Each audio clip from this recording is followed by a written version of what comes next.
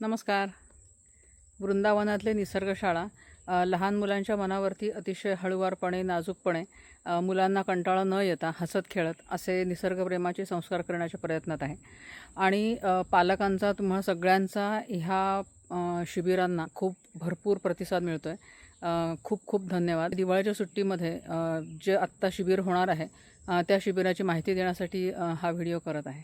30-31 October आणि 1-2 November असे 4 दिवस आणि 3 रात्री इथे बाळगोपाळांचा सगळा मेळावा भरवण्याचा विचार आहे. गुरुवारपासून रविवारपर्यंत शिबिराचं आयोजन करण्यात आलेलं आहे. रोज सकाळी मुलांना घेऊन एक निसर्गामध्ये एक फेरफटका मारत असतो आणि त्याच्यामध्ये प्रत्येक सीझनची जी वेगवेगळी बायोडायव्हर्सिटी आहे ती सहज निहाळता येते. ऑक्टोबर-नोव्हेंबरचं वैशिष्ट्य निसर्गातलं असं असतं की त्यावेळेला खूप मोठ्या प्रमाणावरती पक्षी, फुलपाखरं, फुलं फुललेली असतात. थंडीची सुरुवात असते आणि त्यावेळेला हा निसर्गाचं शिफ्ट जे असतं ते इतकं स्मूथ आणि इतकं सुंदर असतं. धुकं पडायला सुरुवात झालेली असते. थोडंसं वातावरण कोरड्याकडे जायला सुरुवात होते.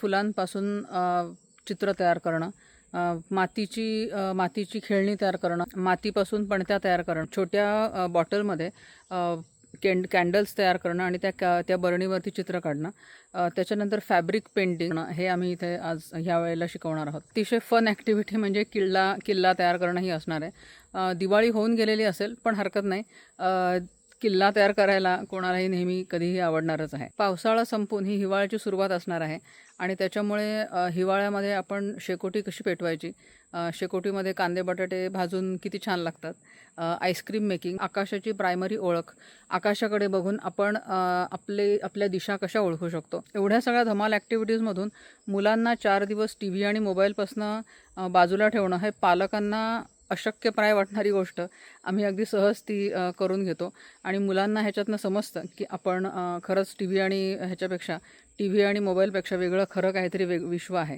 तर हे विश्व त्यांना दाखवून देण्याचं काम आम्ही इथे वृंदावनमध्ये करत असतो. तर मंडळी, तुम्हाला तुमच्या पाल्यांना, तुमच्या मुलांना जर का इथे पाठवायचं असेल वृंदावनच्या निसर्गशाळेमध्ये, तर नंबर दिलेला आहे त्याच्यावरती व्हॉट्सॲपवरती मेसेज करून शिबिराची माहिती तुम्ही नक्की मागवू शकता. चला तर मग भेटूया.